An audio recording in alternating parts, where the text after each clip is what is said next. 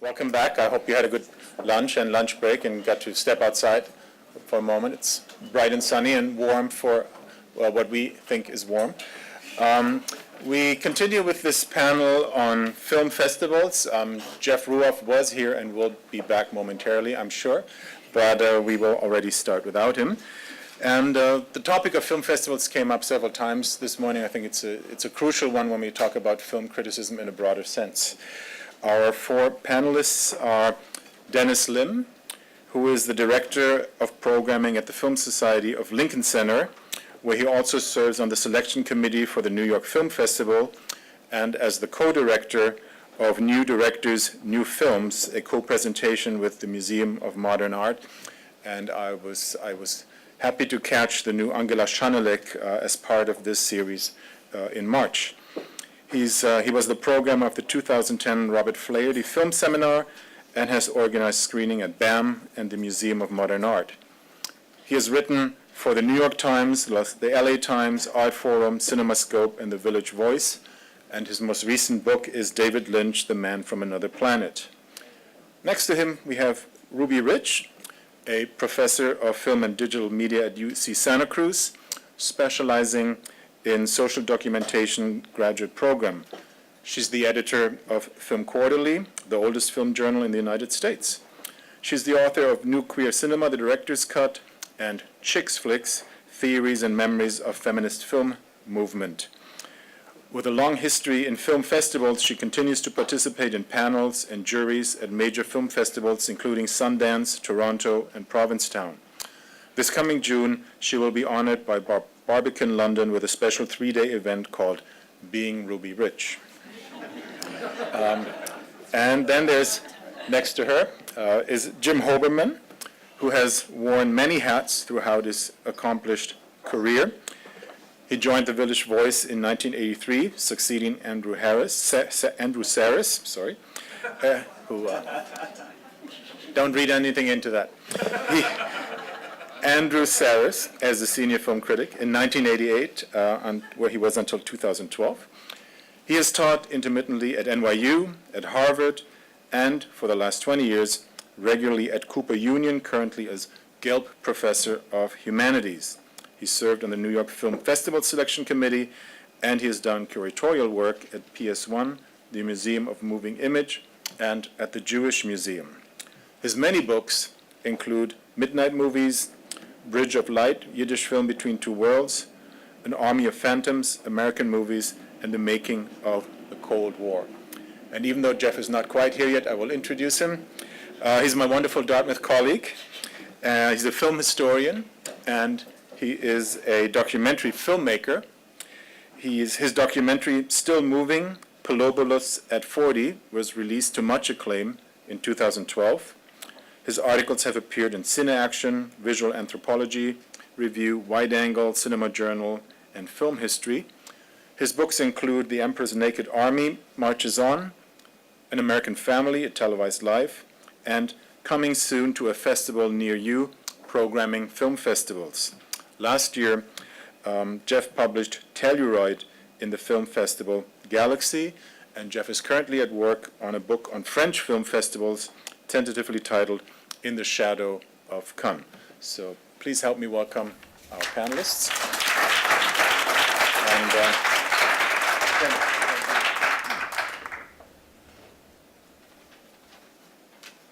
Thank you. I want to thank Gerd and Noah for the kind invitation. And I'm happy to be on this panel about film festivals, which have been a big part of my working life in one way or another. I've obviously attended film festivals as a layperson, covered them as a journalist and a critic. But these days I attend film festivals mainly as a programmer looking for work, and I also program a variety of film festivals. So we'll try to bring some of those different perspectives together.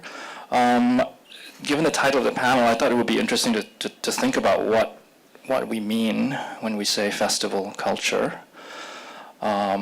I was also hoping we could maybe get into this question of what festivals are in theory versus what they are in practice. And given the overall focus on film criticism, we've already talked about how programming is an act of criticism. Think about to what degree a critical sensibility comes into play in the festival system. The role of the critic within the festival ecosystem, and how certain discourses within film culture play out in the festival sphere. I'm particularly interested in the idea of cinephilia, which also came up this morning, and how that is discussed and perceived within festival culture. We've also already talked about how journalism has changed, how Genevieve touched on how experimental moving image work has evolved, and I hope we have some time to talk about how festivals have evolved and are evolving with the emergence of new ways of viewing and changing exhibition models. I'll come back to the title of the panel. I will say that when I first saw it, when you sent it to me, it gave me pause, because the idea of festival culture as film criticism, what comes to mind when I think of festival culture is really the opposite, is really quite antithetical to film criticism. I think anyone who has attended a festival professionally will attest that this is not a remotely conducive environment for the practice of criticism. I think, Cannes is the most obvious and the most extreme example, is the one that comes most readily to mind. It's a very unnatural way to consume films, to watch 5 or 6 of them a day, being sleep deprived and having deadlines, having ingested large amounts of caffeine and alcohol, and there's something about the environment of Cannes as well. This very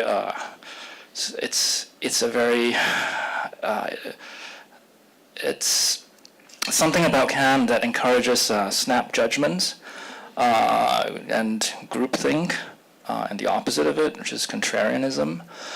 And increasingly in recent years, this insistence on instant reaction and very demonstrative reactions as well, the very famous boos at Cannes. I can't tell you the number of films I've seen at Cannes that were booed at the time that I think are now, obviously one of the most famous examples is Antonioni's L'Avventura, but even in the years that I've been going, the last 12 years or so, I've seen films like Abbas Kiarostami's last film, like Someone in Love, violent boos at the press screening. I think now is a film which is in the Criterion Collection, I believe, and it's a film that's acknowledged as a modern classic. I've also seen another person, who's Lucrezia Martel, whose work you obviously know well. I remember vividly being at the press screening of her last film, The Headless Woman, and looking at the row I was in, and every single person was asleep. So there is a certain, obviously this is not. So anyway, festival culture and film criticism do not necessarily go together so well. But in preparation for the panel, I did take a look at this subgenre of festival criticism, which is, I think, an interesting genre that combines elements of film criticism with memoir.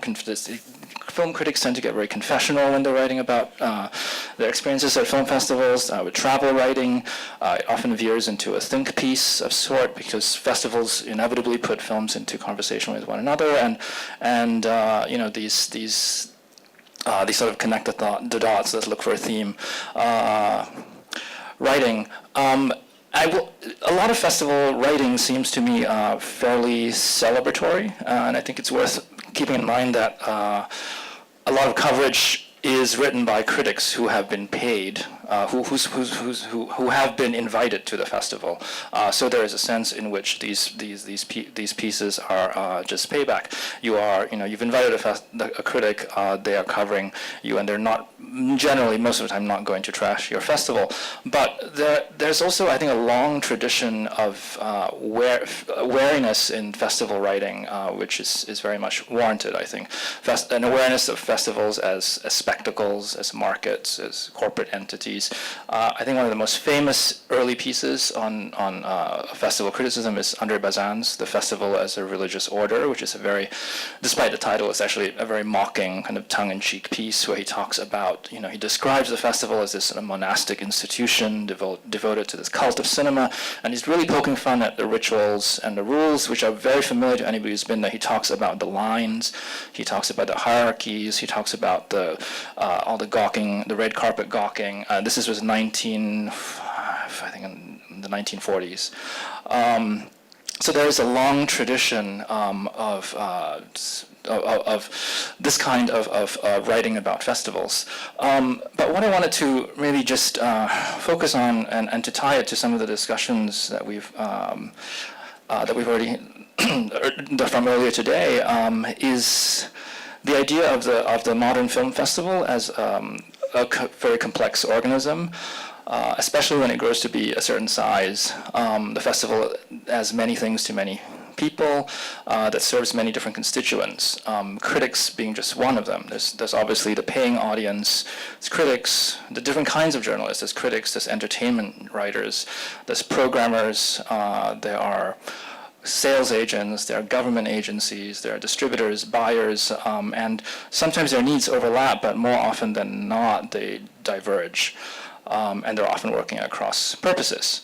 But I think there is still this romantic notion of the festival as a utopian space, where a space of possibility.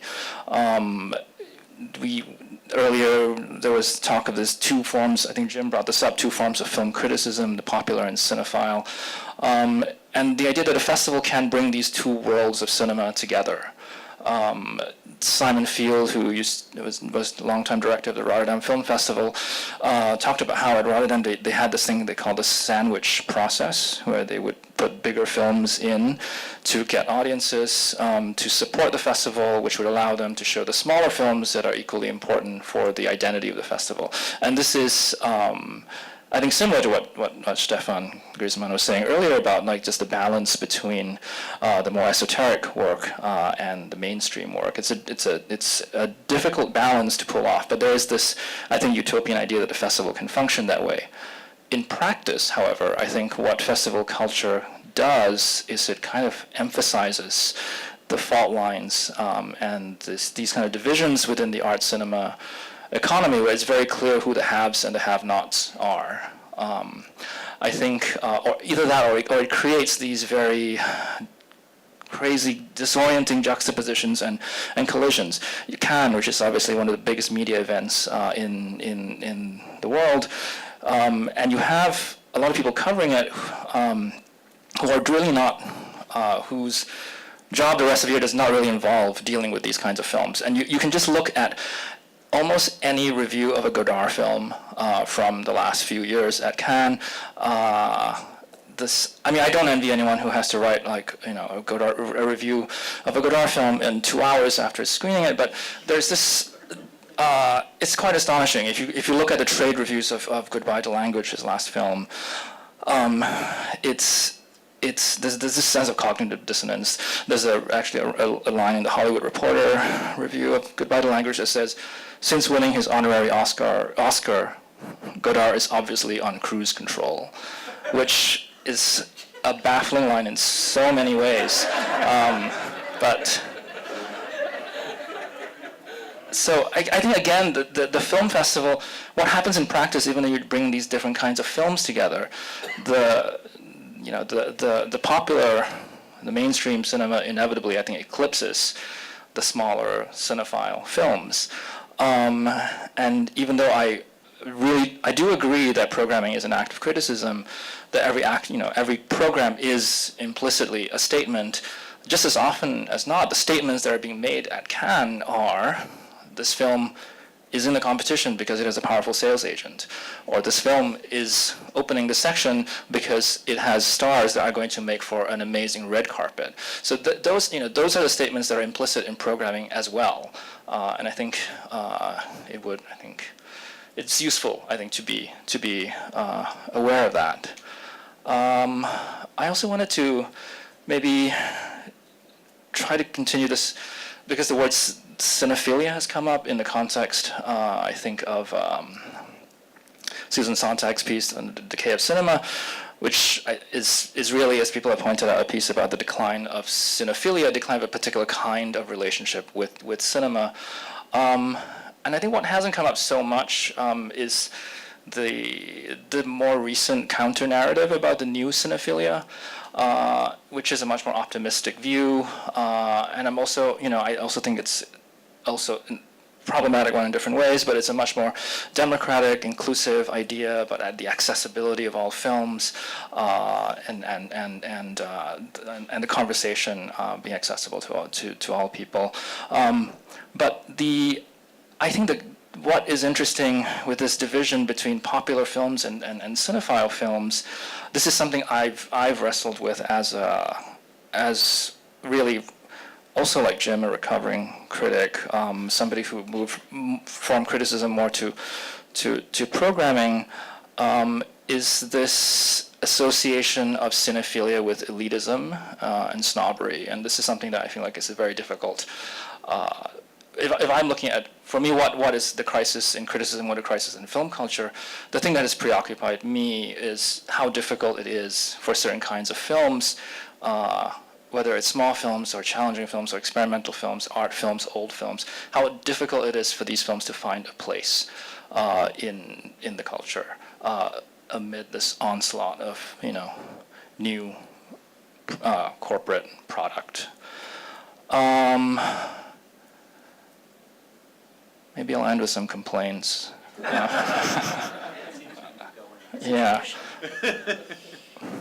I mean, I should point, again, the idea of this conflation of festival films, cinephilia, snobbery. I mean, it is, I think for a certain kind of film, it can be seen as the film festival can seem to confer the wrong kind of prestige. I think there was, as recently, I don't know if you were in the committee then, Jim, but there was, the case of David Cronenberg's History of Violence not being in the New York Film Festival because the studio did not want it to be perceived as a festival film. The idea that the festival film is an anti-commercial film. So, again, this is something that I think is worth thinking about. I'm maybe just going to end with some brief thoughts and observations about how festivals are changing, not necessarily for the better, I think. I do think that there's, as has been pointed out, a proliferation of film festivals. This has to do with there are certainly more films. There's also been, I think, the need for the film festival circuit to serve as a parallel distribution network, given what's happening with traditional film distribution. But I also think this is really emblematic of a problematic event-driven culture, where increasingly attention is only paid to festivals, to events, as opposed to year-round cinematheque programming. The proliferation of all kinds of festivals. There are human rights festivals, gay and lesbian festivals, environmental festivals, documentary, children's festivals, and so on. Just this, these are increasingly, I think, events with bigger marketing budgets than, say, a year-round program might have. And I'm not sure that if this is necessarily a good thing. And I think the sort of building off of Genevieve's point about the moving image work and the overlap between experimental film and the art world, I think festivals are expanding. There are these real expansionist, sort of colonizing tendencies, with festivals wanting to you can look at it positively as like breaking out the insularity of cinephilia, but also, when I think festivals start programming television, virtual reality, like food sidebars, things getting bigger and bigger. This, to me, seems to be also like a curious recent development. And I think maybe I'll just, one final observation about the idea of the festival film, I think has very literal meaning these days too. I will say that sometimes it's used to dismiss what can be considered a smaller film, a more challenging film, but a lot of festivals today are actually helping to produce films. Because of the, from start to finish, they're involved in the process. There's a screenwriting lab, a production lab, and increasingly, as a programmer, I think I see a lot of films that are festival films, and I don't mean that in a good way. These are films that have been workshopped to death, and there's the sense that there's, you can tell that the fingerprints of a festival lab are very evident in the films that you see at a film festival. And this to me seems to be another slightly worrisome development about the sort of expansion of film festivals. I have more complaints, but I think I can end with that one.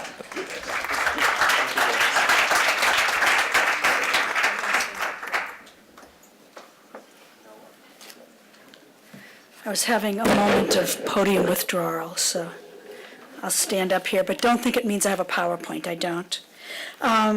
Let's see. I want to do a little plug for Film Quarterly to start out, and it's festival coverage, among other things.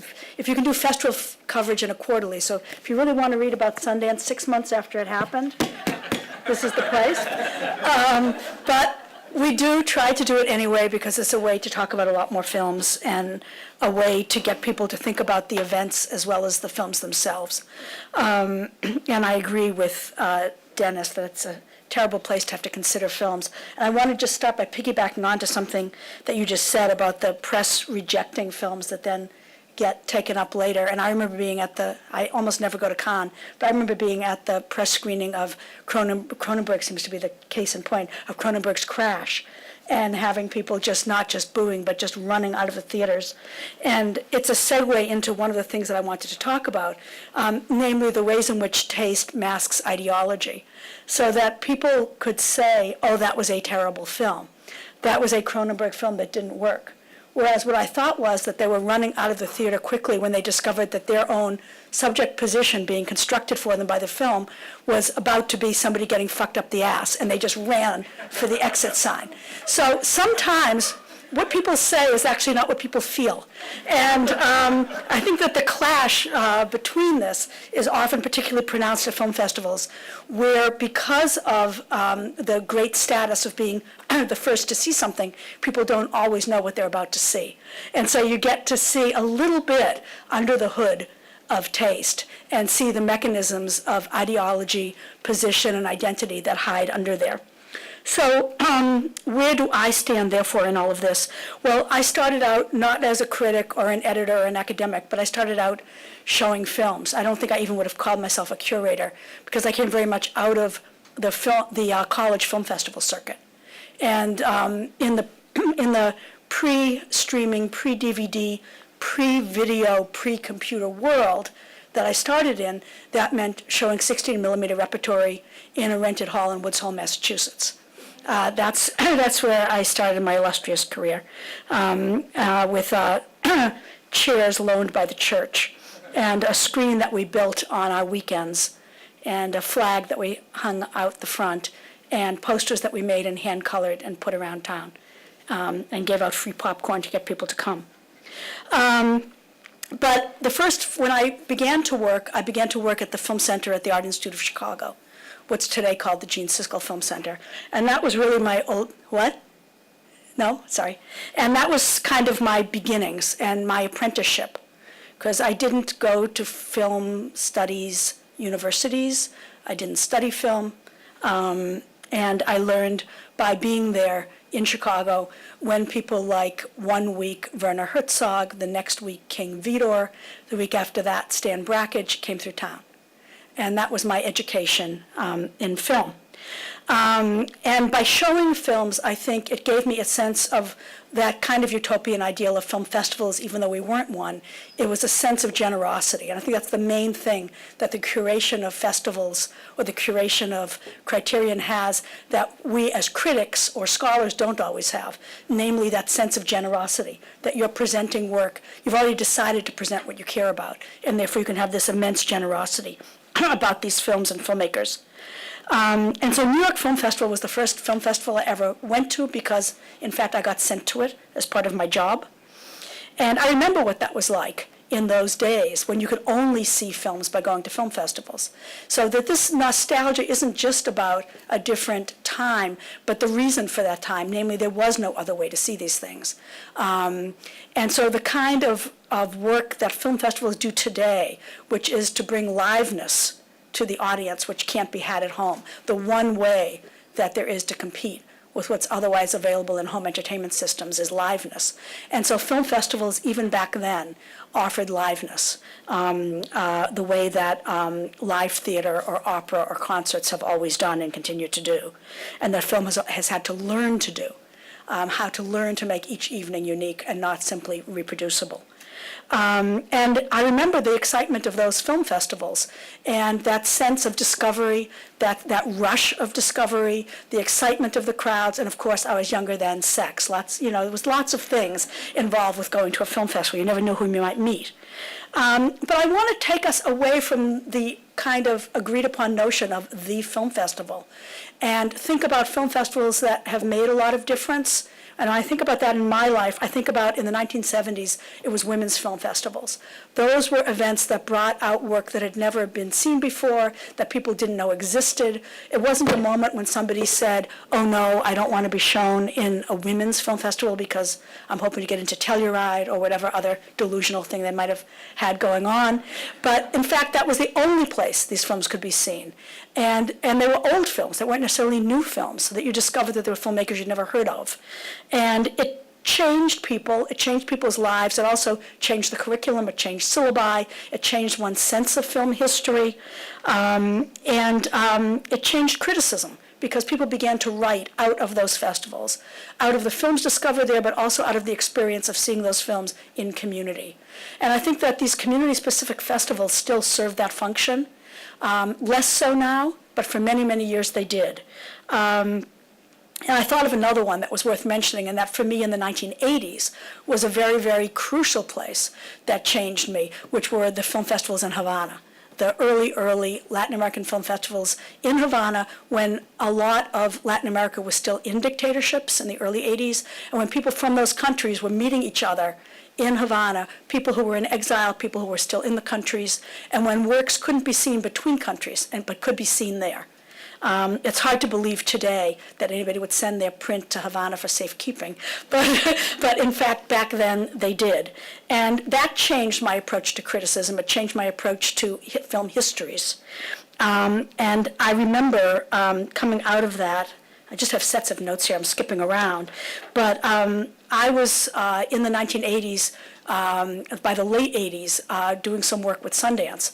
And in 1987, they sent me to Buenos Aires to do a program of Argentine cinema since the end of the dictatorship, since the coming of democracy. And the following year, they had me chair a panel at Sundance based around a series of Garcia Marquez stories that have been made into films.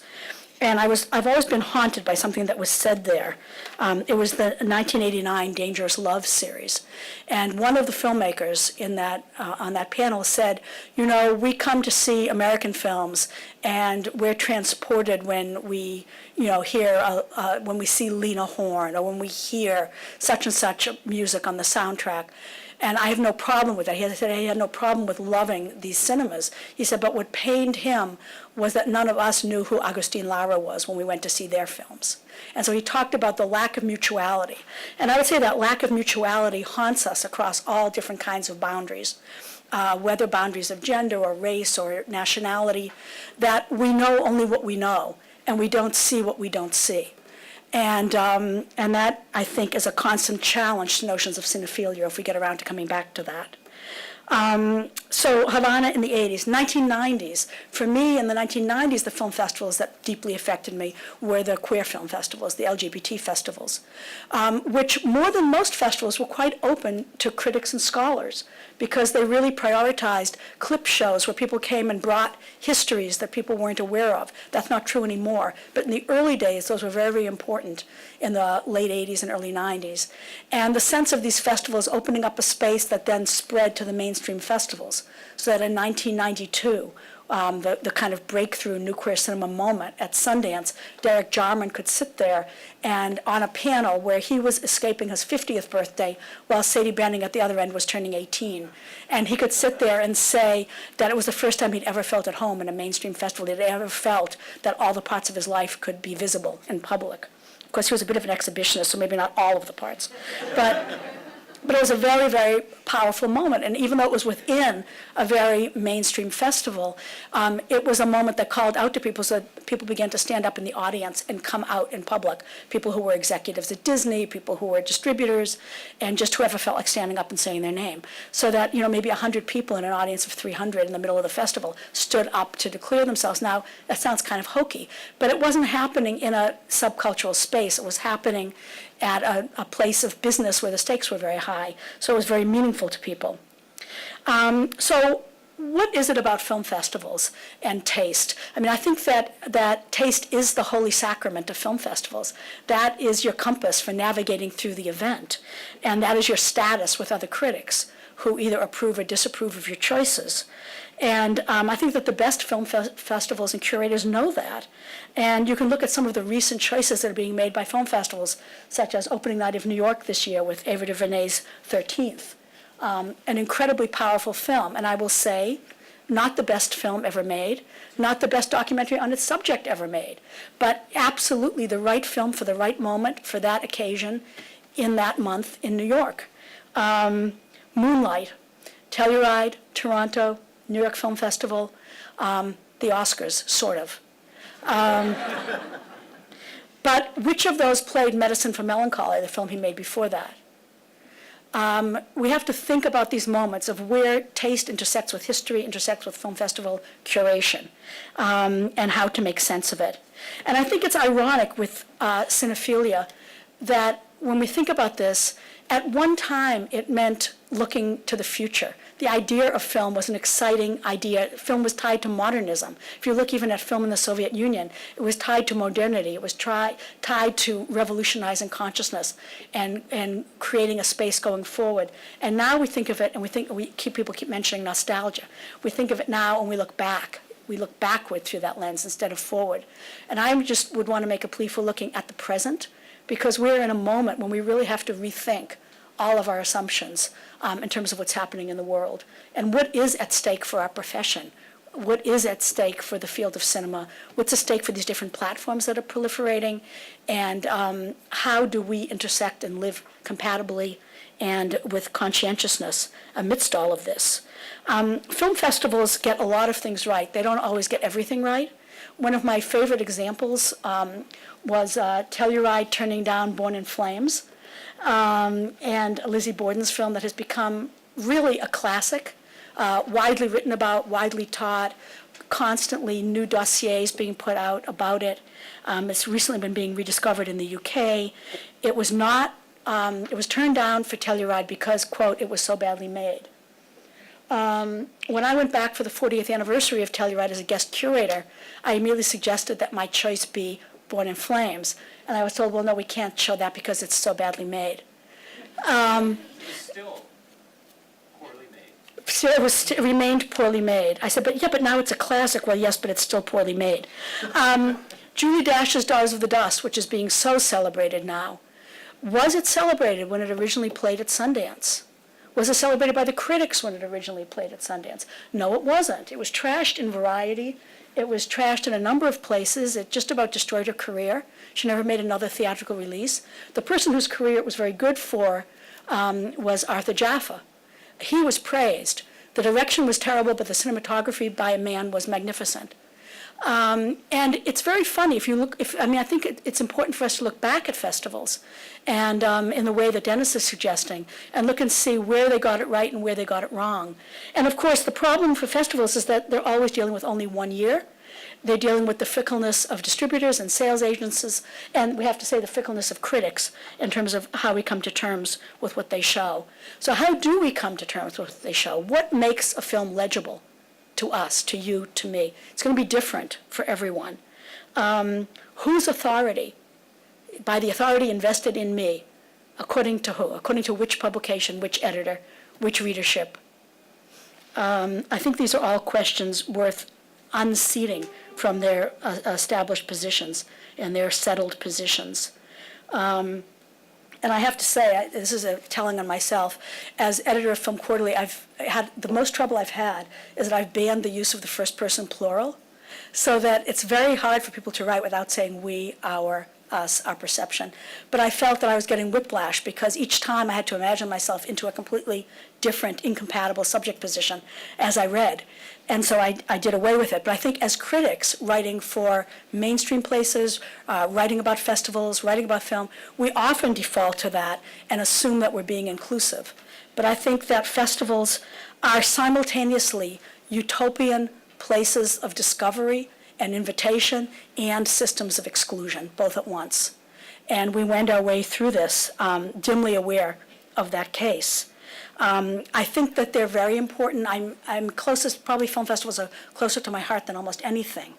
And I still believe in the democratic promise of them while ignoring ticket prices, while ignoring maybe the lines, because anyone with a press pass can tell you, we don't know the ticket prices. We don't know necessarily what's hard to get into. And so our status at festivals is a deservedly prized status, and yet we can hear from our friends on the outside maybe what's going on. So what is our responsibility as critics? How do we try to overcome some of these barriers, whether of economics, of nationalisms, of languages? How do we actually enact a kind of intertextuality that isn't only between texts, but also between past and future, between here and there?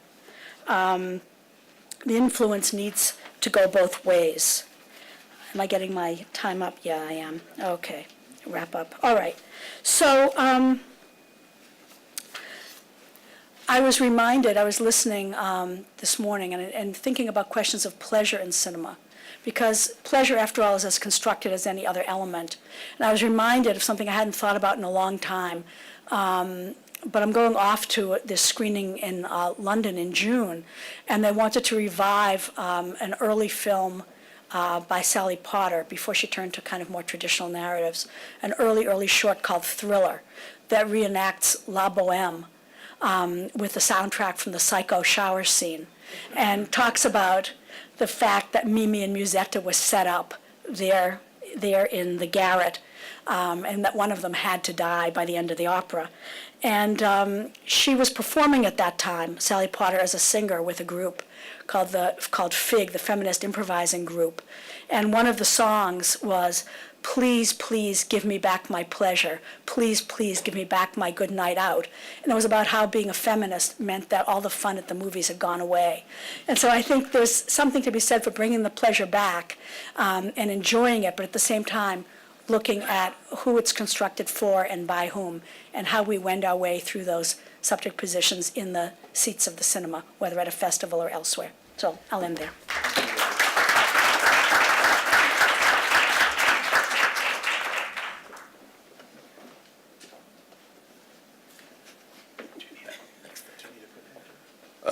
No. Just my voice holds out. I like the idea of looking to the future. I'm actually going to do a bit of history here. And before I start, I wanted to correct one minor thing in the very generous introduction I got. Andrew Sarris and I actually overlapped at The Voice for over 10 years, so we were colleagues. Okay. Now I'm going to talk about R.W. Fassbinder, and offer a kind of case history. You can make of that what you will. I think that the way in which he came to be, in some homes, a household name in New York is quite illuminating, and that there are things that we can, lessons perhaps to be drawn concerning applied cinephilia and practical film culture, and certainly canon formation. As I said, this is ancient history. I mean, the period that I'm talking about is not, not just before the internet. It's before home video. There was no VHS during this period, and it's historical for me too. I was alive then, but I was a spectator. I wasn't really any sort of participant. I think that this is the period which we've been talking. Is it nostalgic? Is it a matter of false nostalgia? I actually think there was a certain kind of nostalgia at that period too, which I'll allude to. Anyway, my point is that Fassbinder's career in New York was determined by three powerful local institutions: the New York Film Festival first, the New York Times second, and then the distribution company, New Yorker Films. And this is something to keep in mind. There are, I would say, some other filmmakers who appeared around the same time, same place, who had very different careers. And it's interesting to speculate why that is. I'm thinking of Raul Ruiz or Chantal Ackerman, Ho Xiaoshen, all of whom can be seen as, at least insofar as New York audiences were concerned, roughly contemporaneous with Fassbinder. Now, you might think that each of those filmmakers whom I mentioned have certain liabilities that they had to overcome in terms of the audience, but that was true for Fassbinder too. The sound of conversational German emanating from a movie screen in New York at this time was uncanny and even menacing. I mean, it was really the vehicle for barked Gestapo torturers or sneering East German spies. As late as 1976, the Village Voice critic Andrew Sarris would cite a commercial jinx against German-language films in the New York area, at least partly for reasons that are too painfully obvious to mention. Jinx, which connotes bad luck, I think is too kind of coy a word to account for this provincialism, as is the reference to the New York area. The German language was stigmatized by powerful negative associations, particularly, but not exclusively, among Jews and political leftists. German silent cinema, on the other hand, was enshrined, but the entirety of German talkies were reduced to a single letter, M, which also happened to be a movie about the worst sort of human monster, a serial child killer. So M opened up on the void, and there was nothing like it until Fassbinder. So he dispelled the jinx. Now, he was not entirely unique. Between 1967 and 1971, which is to say at the height of the 60s, the New York Film Festival showed 9 German-language features, 3 by Werner Herzog, 2 each by Alexander Kluge and Jean-Marie Straub, 1 by Volker Schlondorf, and 1 by Fassbinder. In terms of the so-called New German cinema, Fassbinder was something of a late addition.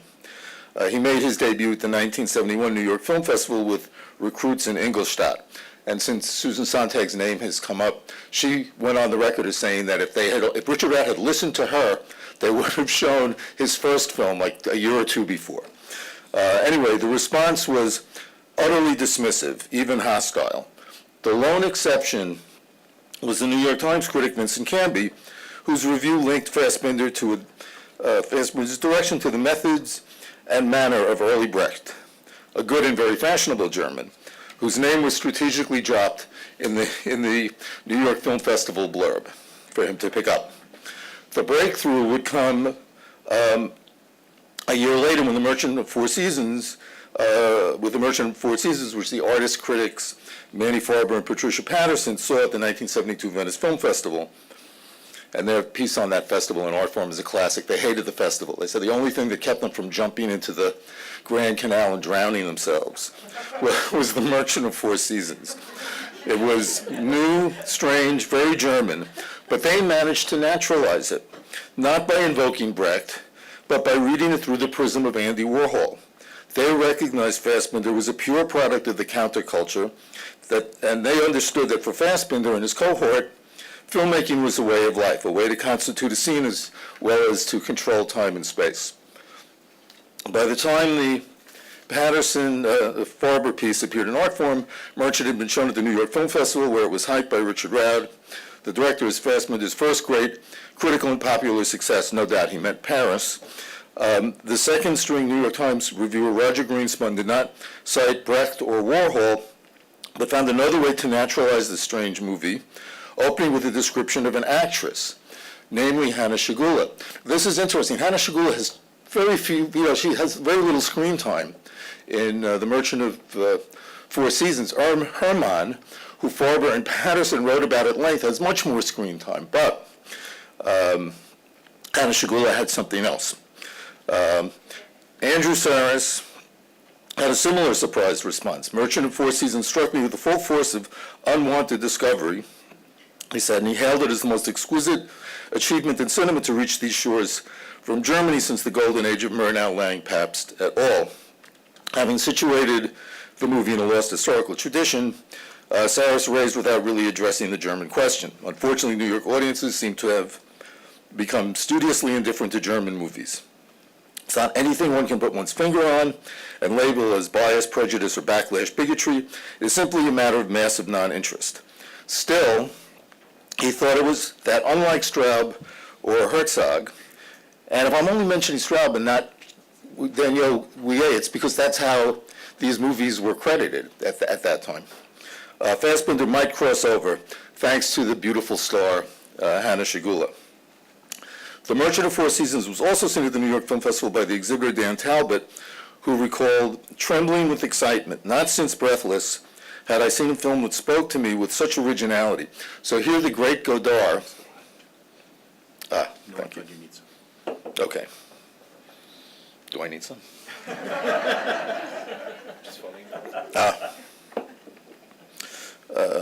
The great Godard only recently lost to his audience, to his public, through a conversion to Maoism, entered the equation, and at least for Talbot, reset the clock to 1960. Talbot had recently gone into distribution. He would sign a contract to distribute 13 movies by Fassbinder, starting with The Merchant of Four Seasons. And with his own theaters, Talbot had a unique advantage. He did not have to persuade an exhibitor that there was an audience for this guy. The 1973 Film Festival featured The Bitter Tears of Petra von Kant. The New York Times reviewer Nora Sayre loathed it. Fassbinder's women, she wrote, look like no one you'd ever meet. Pastier and stranger than anyone encountered by flashlight in a sewer.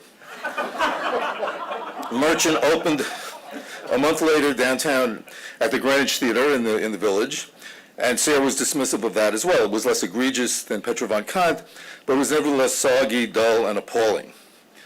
Sarris, however, published his rave review, and Merchant was revived in January 1974 at the First Avenue Screening Room, a small cinephile theater run by Talbot's associate, Fabiano Canosa, which was all but beneath the 59th Street Bridge. And with that, the juggernaut was launched. At the next New York Film Festival, Canby assigned himself to review Ali, Fear Eats the Soul, which had been a prize winner at Cannes, cautiously blurbed as R.W. Fassbinder meets Fannie Hurst. In any case, Canby chose not to read it as a melodrama, but as an anti-melodrama. He called the movie courageous and free of the kind of realistic conventions that sentimentalize life's mysteries. After the festival, Ali opened at the First Avenue Screening Room, where it might be appreciated by the cognoscenti. The 1975 New York Film Festival had Fox and His Friends, provocatively promoted as homosexuality without tears. I'm not sure what Richard Roud meant here, but he did provide another identity for Fassbinder. While homosexuality was commonplace in American underground films, Fassbinder was the first openly gay or bi or trisexual big-time filmmaker since Jean Cocteau, and he was far less coy than Cocteau had ever been. Canby chose not to review Fox and His Friends, and so the movie was dismissed in the New York Times by Richard Ader as a Blue Angel done in drag. Ader put the movie in a larger context, though. His review began by noting that Fassbinder's work crosses the Atlantic each year to the New York Film Festival, where it tends to die. In other words, we know this guy is supposed to be something in Paris, but he's not here. At this point, Fassbinder emerges as a cause célèbre among American cineasts. The November-December issue of Film Comment was dedicated to emerging cinema, as personified by Fassbinder, Ken Russell, and Marguerite Duras.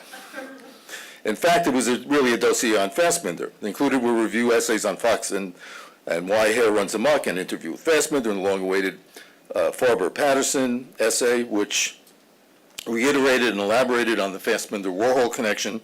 The key text, however, was a piece of writing called Fassbinder on Cirque that included a small section devoted to Douglas Sirk. In addition to establishing a Fassbinder canon and allowing him to articulate his key concerns, the publication that was then the leading auteurist film journal in the U.S.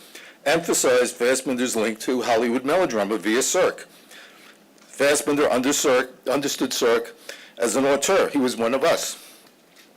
Thus, naturalized in yet another fashion, Fassbinder was enlisted as a proxy in the war between auteurists and anti-auteurist critics. Pity the national cinema, whose summit achievement are the films of R.W. Fassbinder, sneered New York's film critic John Simon, who was then strenuously promoting actually a rival talent, Lena Wertmüller, as the new European film genius. In January 1976, New Yorker gave The American Soldier its theatrical premiere downtown at Film Forum. Canby reviewed it, praising Fassbinder as prodigiously talented. The next month, the New Yorker opened Fox and His Friends at the Waverly, the same theater, incidentally, where 2 months later the Rocky Horror Picture Show would begin its epical midnight run. A modest hit, Fox ran for 3 weeks with the word homosexual prominently used in its ads, thus giving the filmmaker, elaborating on the filmmaker's new public identity. The 1976 New York Film Festival introduced Wim Wenders with Kings of the Road and included Fassbinder's Fear of Fear.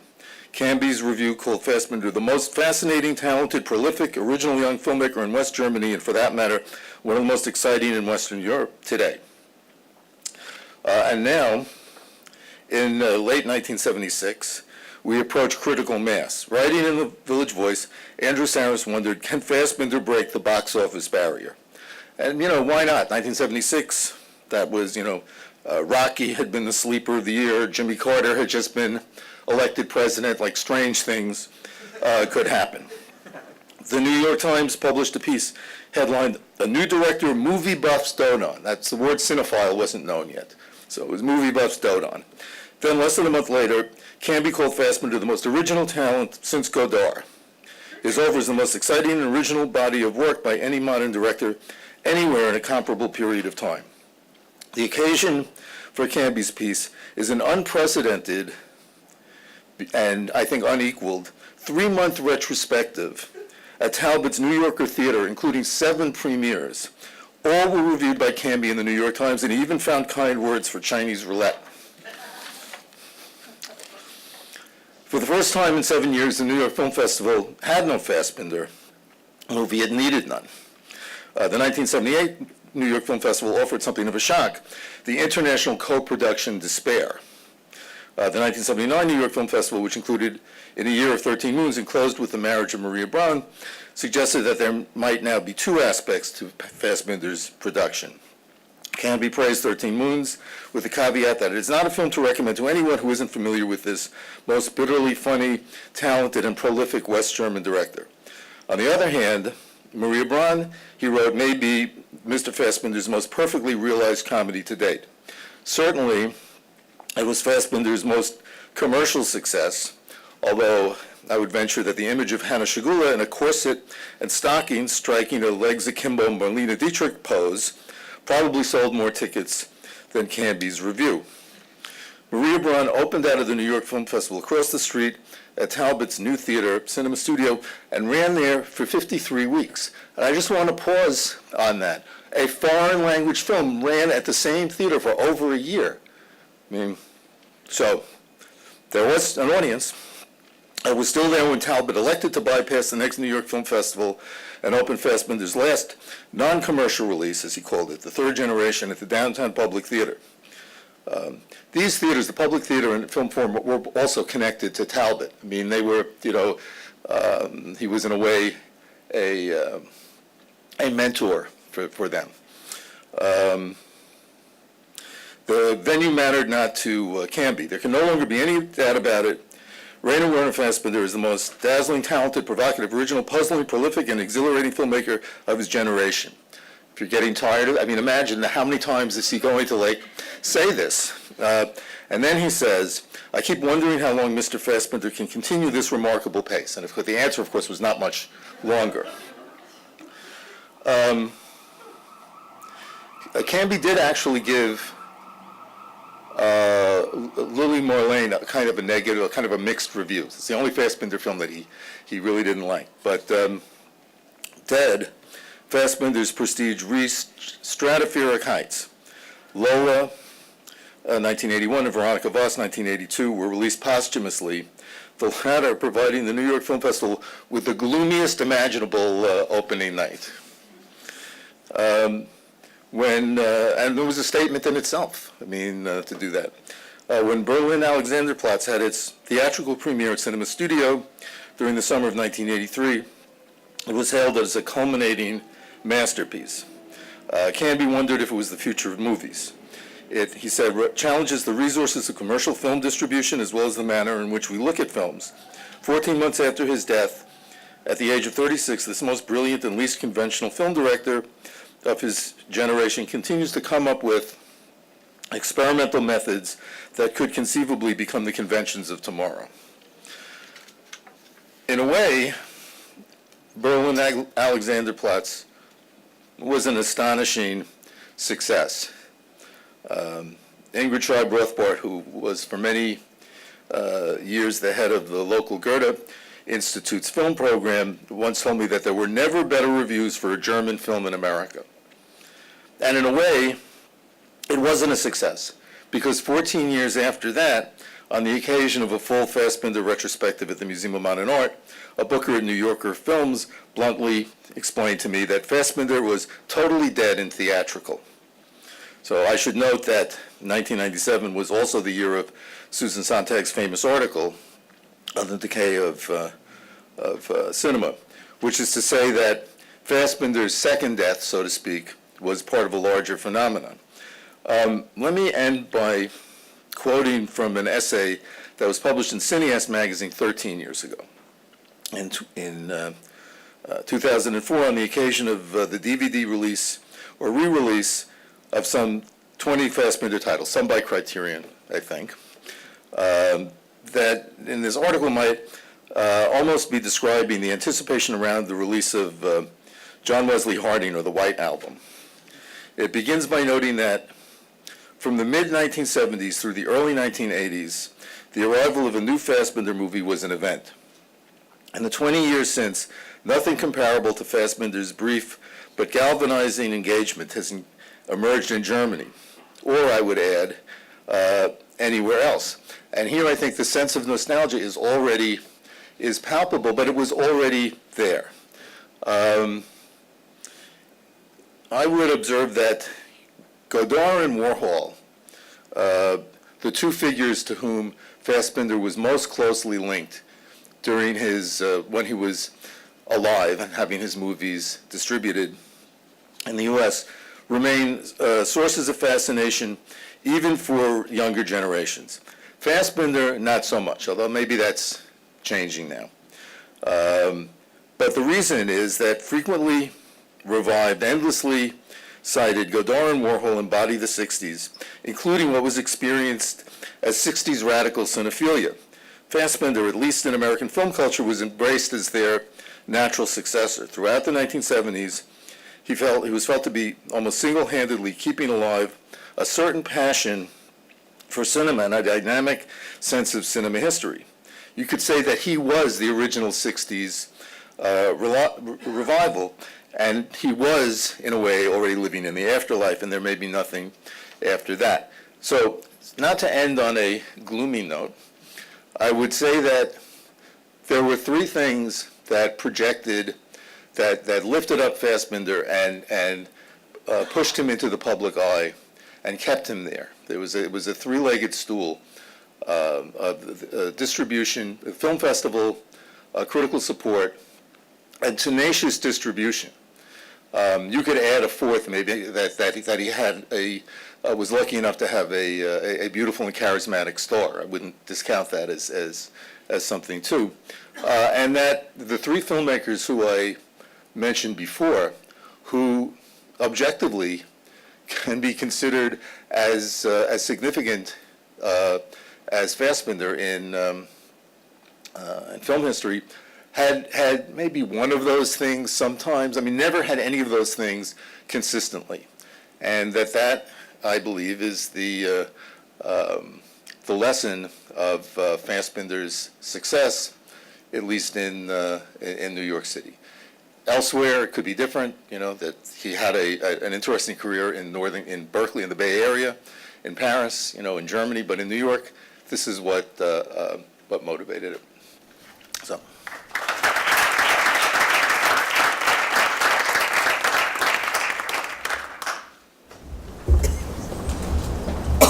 So I'm going to ask for some help from someone hooking up my Mac laptop so that I can show you photographs of Les États Généraux du documentaire à Lussas in the Ardèche region of France, since Gerd agreed that it might be a festival that people haven't seen pictures of before. So, yeah.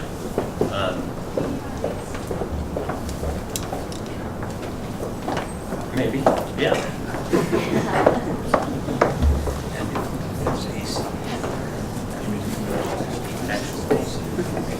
So I can start talking while our colleagues are generously working on this. I did bring some copies of the festival's program from 2015 and 2016, which are the years that I've attended.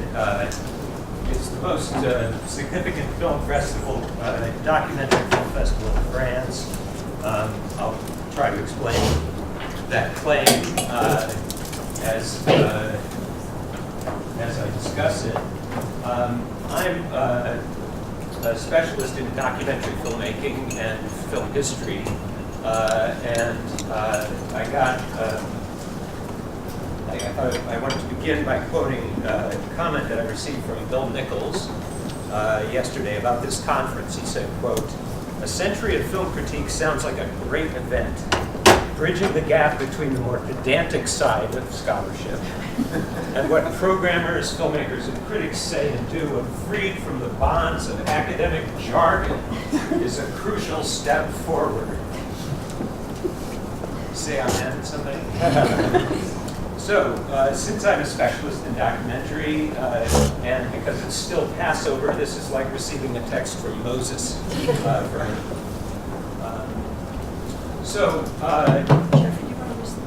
Oh, I'm sorry, yeah, thanks. So, and here's a copy of the program if people want to look at it, since I'm going to be talking about programming as criticism at Les États Généraux du documentaire, which from now on the shorthand will be Lussas, which is the name of the village, which you'll see hopefully in the first photograph, which has a population of 832. And I wish my colleague, or former colleague, Bill Pence were here. I think he's not. We were hoping he would attend. Maybe he will at some point. When Telluride started, as many of you probably know, the little town of Telluride had 1,000 people in it. And now it has all of 3,000 in the main village, and in the multi-millionaire mountain village, it's got a few thousand more. So the difference between Lussas and Telluride is that in the intervening 40 years, and Lussas is 38 years old, and Telluride is 42 now or whatever. is that in the interim, Telluride has become, where the ultra-rich 1% live and congregate.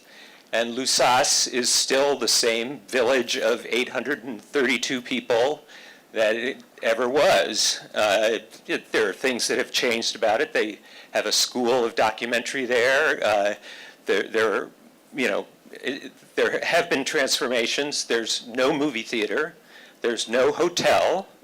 And yet, thousands of people come, and some of them stay in tents. Again, if we get the pictures going, I'll show you the cottage that I stayed in at the campground, which was half Dutch tourists and half cinephiles and filmmakers. Some of them staying in tents, others in rustic cottages.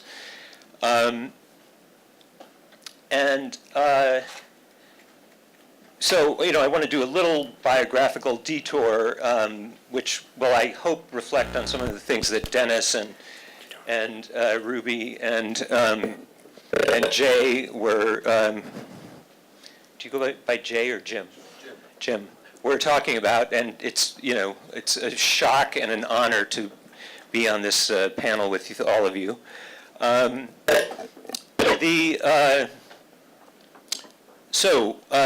My education in world cinema over the past decade, since I've been here at Dartmouth teaching, has been through film festivals, thanks to programmers, distributors, film critics, filmmakers, producers, exhibitors, if I didn't mention them, regular cinephiles, spectators, and films. After years of attending the likes of the Robert Flaherty Film Seminar, which started here in Vermont and is older than the New York Film Festival, and is actually not a festival. I hope you're familiar with the Robert Flaherty Film Seminar, because it's much more like what we're doing, except we would be watching a film every 2 hours and then having a conversation about that film and then having lunch together, and we would do that for a week.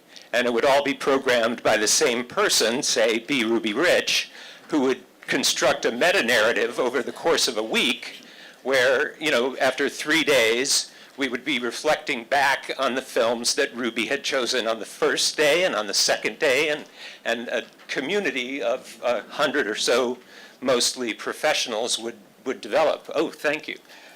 Now we see the entrance to the village. I don't know if anybody in this room can think of a town the size of 800 that. I live in Norwich, Vermont, which is across the river, which is 4 times the size of that. So that's like comparing Portland, Oregon, and Los Angeles. I'm still on this detour of festivals that I've attended: the Margaret Mead Film Festival, Pordenone, the Festival dei Popoli in Florence, Cinema du Réel in Paris, IDFA in Amsterdam, the Carthage Film Festival in Tunis, the Marrakesh Film Festival. You'll notice that I'm not talking about New York. Our other distinguished panelists focused on New York to quite a great degree, and that's understandable because of their direct involvement with the New York Film Festival and 40 years of attending that festival and seeing Fassbinder's films there. But I think it's a mistake to take New York or Rotterdam or Berlin or Telluride or any of those festivals as somehow representative of festival culture. It's like assuming that if you're, what Howard Becker, the sociologist, would say, if you want to study university education in America, do you go study Stanford? Is that the most representative place? It's the least representative school in America because it's the best. So you go to the University of Iowa or Kansas or Alabama or there, and that's where you study if you want to know what is representative of education in America. You don't go to the New York Film Festival. And this is a funny joke between me and Bill Pence, because every time I returned from the Carthage Film Festival in Tunis, Bill would say, you know, he didn't know where that was. You know, and I would go to the Marrakesh Film Festival, I'd go to FESPACO, and he would say, when are you going to go to a real film festival? And being the founder of Telluride, he meant Cannes. And in 2009, you know, like a good, the phrase is not coming to me, but like an obedient son, I went to the Cannes Film Festival, which I agree with Dennis is a joke. Okay, I'll go back and say that I agree with Dennis that it's a poor place to see films for film critical purposes, that people are sleepy, there's groupthink, all of those things that he actually said.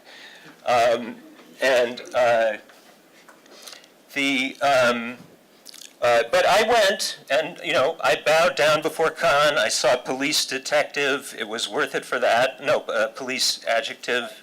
It was worth it for that, and also for Suleiman's film as well. And I'm sorry Bill's not here, because I've learned as much from him about cinema as I did from my PhD advisor, Dudley Andrew, at the University of Iowa. Okay, so we're talking about programming as criticism at something which is not a festival. Where does the word festival appear in États Généraux du film documentaire? It doesn't, just as it does not appear in the Robert Flaherty Film Seminar. Nevertheless, l'USAS is a festival. It was founded in 1989. Since everyone has seen Weekend, you know everything you need to know about the French Revolution. And it's not a coincidence that the Estates General of Documentary was founded on the 200th anniversary of the French Revolution in 1989 by two groups who came together, one based in Ardèche, the region, and one based in Paris. You know, they wanted to get away from the centralization that paralyzes France. Okay, so yeah, I want to go through the images now. I've gotten to that part. I did, you know, do a little research, and there are about 1,000 professors at Dartmouth. So if you want to think of that freakish image, that's larger than the population of this town, where, you know, 3,000 or 4,000 people show up to, not to write critical reviews, not to have a competition, not to have red carpets, not to have any of the kinds of things that we all associate with the mega festivals, which are not representative of film festivals. It is rather a place where conversation takes place. And I hope I will be timely so that we can have that conversation. However, the directors of l'USAS recently told me in Paris that a debate, is not a debate if it lasts less than 45 minutes. So, sorry, we're not actually debating after our panels, as far as they're concerned. This is also why they don't, it's not only because French people like to eat, because the food there is a far cry from Paris, where I was just at Le Cinéma du Réel, you know, so you eat much better in Paris. But at l'USAS, there are no films programmed during lunchtime. So what happens? Everybody comes together.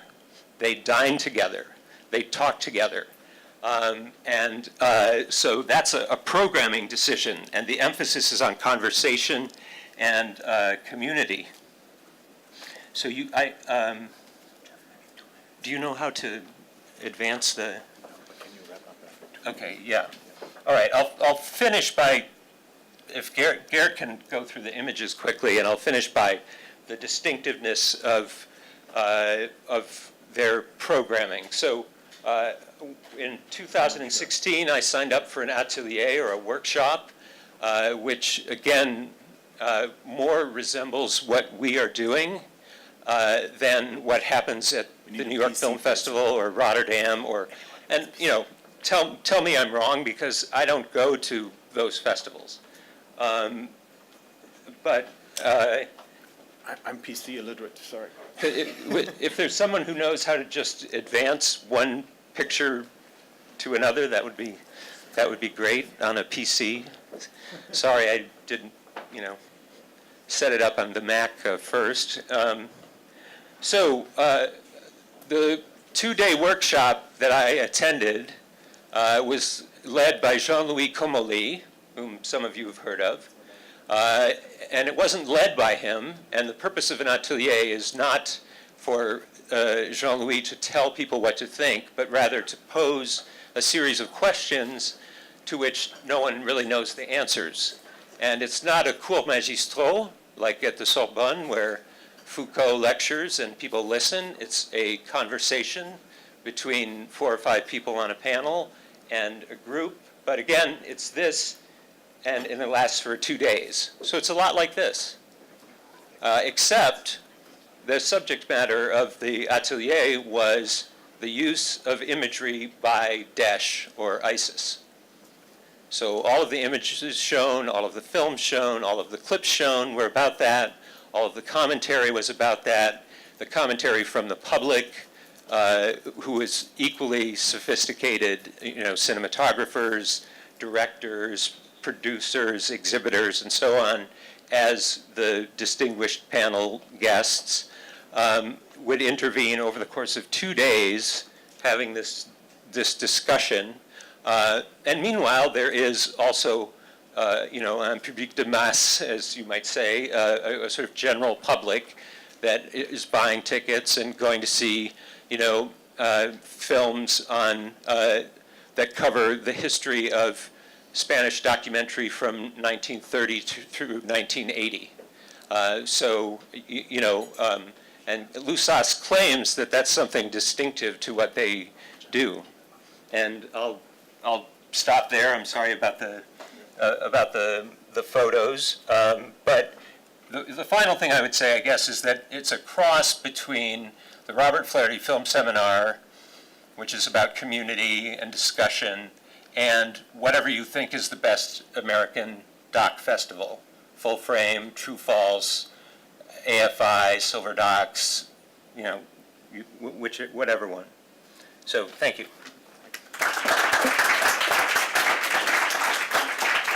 Thank you, Jeff. We don't have as much time after this panel as we've had after the others, but we'll go a little longer and maybe cut some time somewhere else. So I'd like to open it up. Question for Dennis. You ended with, I have a question. I still have a question. Question, which is mine. Yes. This is my question. Is the note on which you ended a rather plaintive note, it seemed, about this so-called festival film? This is after that's been sort of workshop, and I'm curious whether this is somewhat analogous to MFA literature, to those, you know, who've come out of the writers' workshop at Iowa, they've come out of Columbia. Then you can see that this too has been polished and has been manufactured in such a way that it has all of those trappings, all of those hallmarks. And I'm curious if you could elaborate upon that. So first is the question of the analogy to these MFA novels, sort of highly polished, highly, you know, crafted, and the second is whether maybe you could get. I'm just curious. I don't attend festivals regrettably as frequently as you do, and I'm curious whether you could give us an example of one of these festival films, so to speak. I don't think I'm going to give any examples. No, I think that's actually a great analogy. It's hard to say. I mean, it's something I think if you see enough films, you recognize certain maneuvers. Just as I'm sure if you read enough books, you recognize them as well. I think I do know that there's been this explosion of labs, festivals that are branching out into, and I think a lot of it is, I will say it is well-meaning. It is about trying to support the kind of cinema that you would champion, but then it also, I think, has this effect of, creating the kind of, there's this uniformity. There's a very, the way narratives are developed, the way characters are developed, the way backstory is parceled out, just like the right kind of ambiguity that is, the perfect mix of, I don't want to go into too specific examples, but it's something I notice a lot actually in programming at a festival like New Directors, New Films, where we're looking at a lot of first and second time filmmakers, and a lot of these films have been through the lab process, it shows. But what's interesting to me is like certain films that I see those films and I know that they've either they could not really have been workshopped. The films are, there's no way to kind of to tame or streamline whatever these films are trying, and I think those are often the most exciting films. There's a film we're actually opening in our theaters today, a Thai film called By the Time It Gets Dark, which I know Hayden just showed at the HFA, and I feel like this is like a wildly original film, and I know that the filmmaker spent like 6 years getting it made because there was no way that she could. It's a film that completely reinvents itself, devours itself like every few minutes, and I don't think there's a way a film like that could have been through the process and survived it. Whereas I see a lot of films that are, tidy 3-act films. By the Time It Gets Dark. I'm sure that you could do a case study of Rotterdam and find out which films got funding and then which films were shown at Rotterdam in those subsequent years if you were a graduate student and had time. At many festivals, Rotterdam has the Hubert Bals Fund, Sundance has Labs, Tribeca. I mean, it's not uncommon at all. I'm not saying that it doesn't work. I just think it doesn't work for a certain kind of film, and it also produces a kind of film that is increasingly common.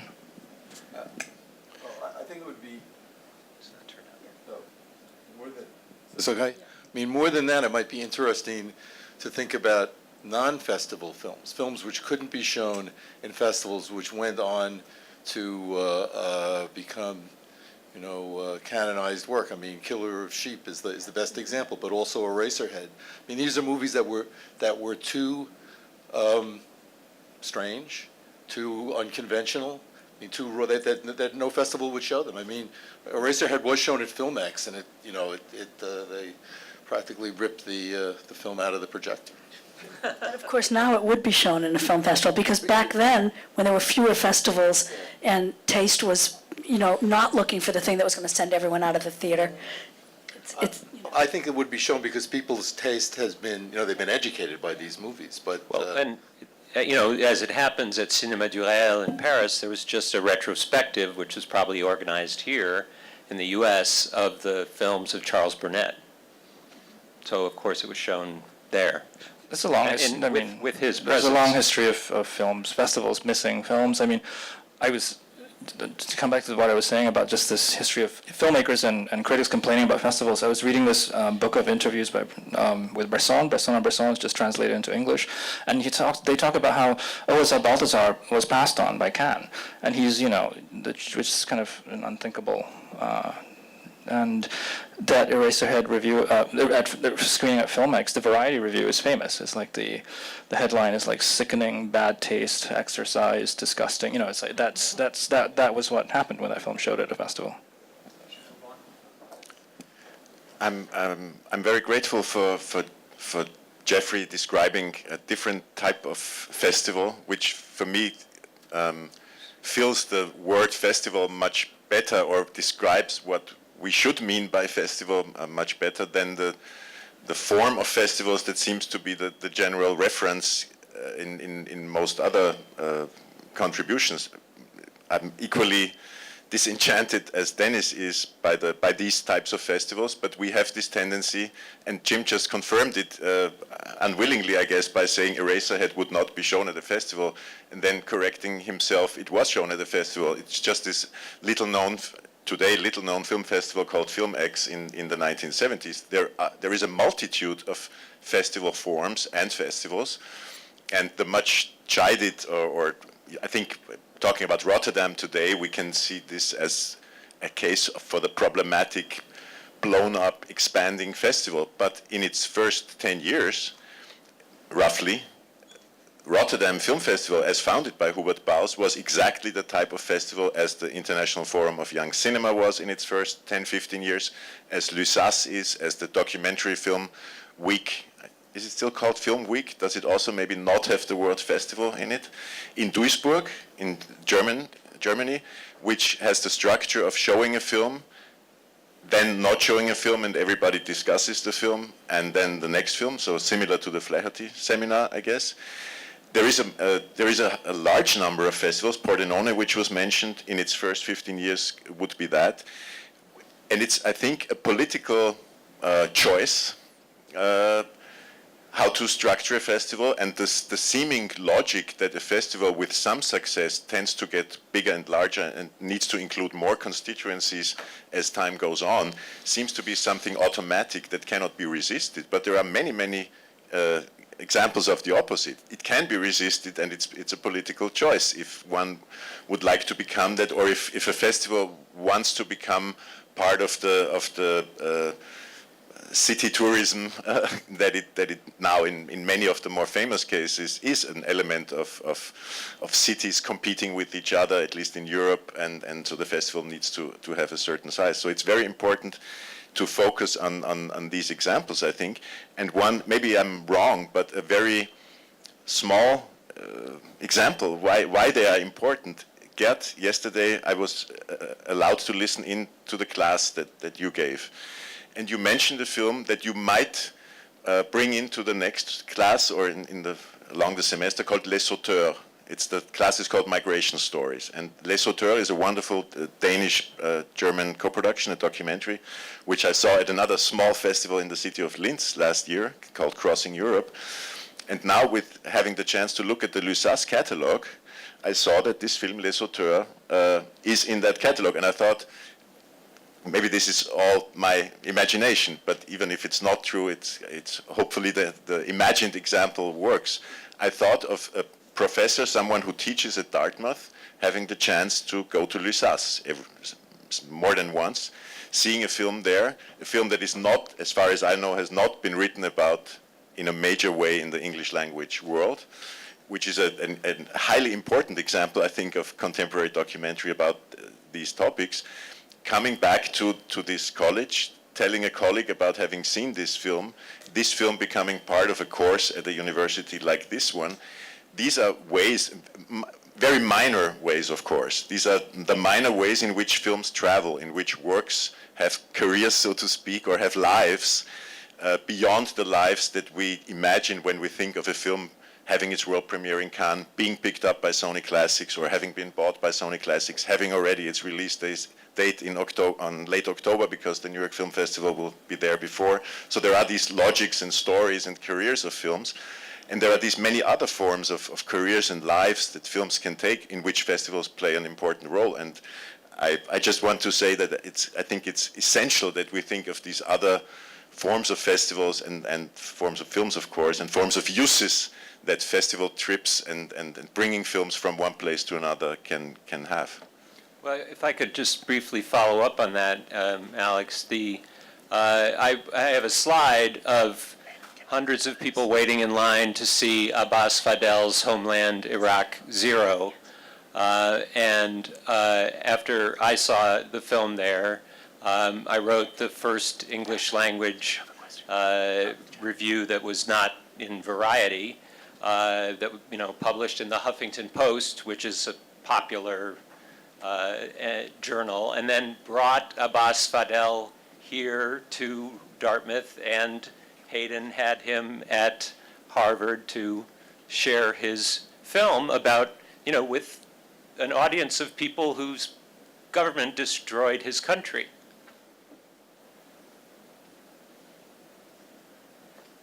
Last question for Jen, and then we have to wrap up. But that doesn't mean the discussion about festivals have to stop. So we'll just have to take it from one. Well, I'm grateful to have the last question because it's kind of a crowdsourcing question, but it's inspired, Dennis, by your reflections on the festival and combined with Genevieve's observation that so many experimental filmmakers are housed in universities. I asked this question with my administrator cap on. I have a junior colleague who's an experimental filmmaker who's coming up for tenure. And what's been interesting to me is within the university, how peer review is translated for experimental filmmakers in an academic context. And the festival is like a mode of peer review.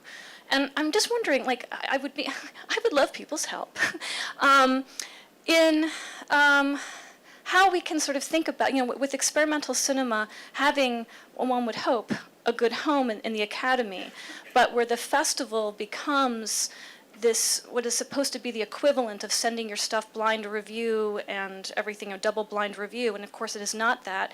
How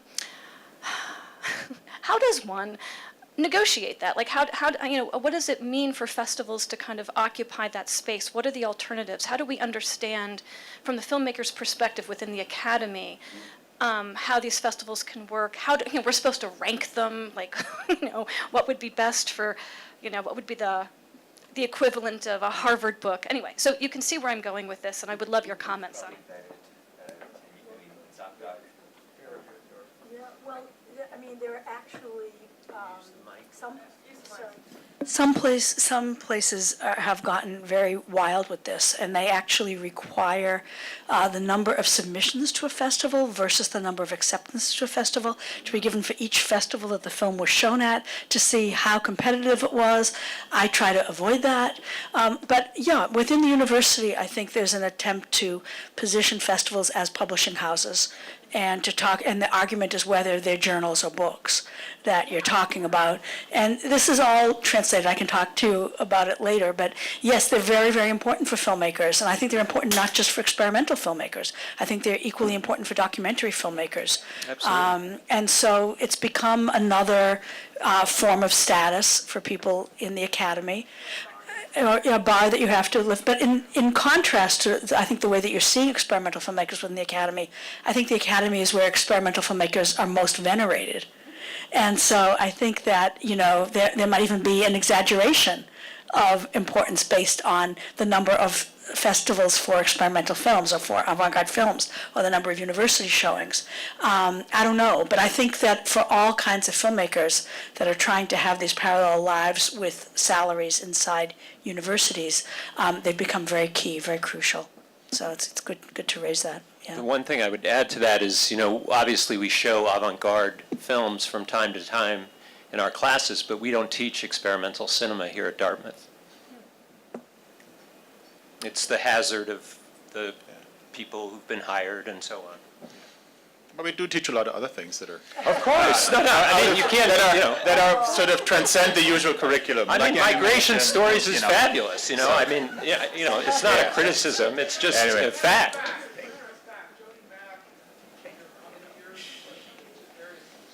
Yeah. Well, yes, we have an animator, which is a different situation, and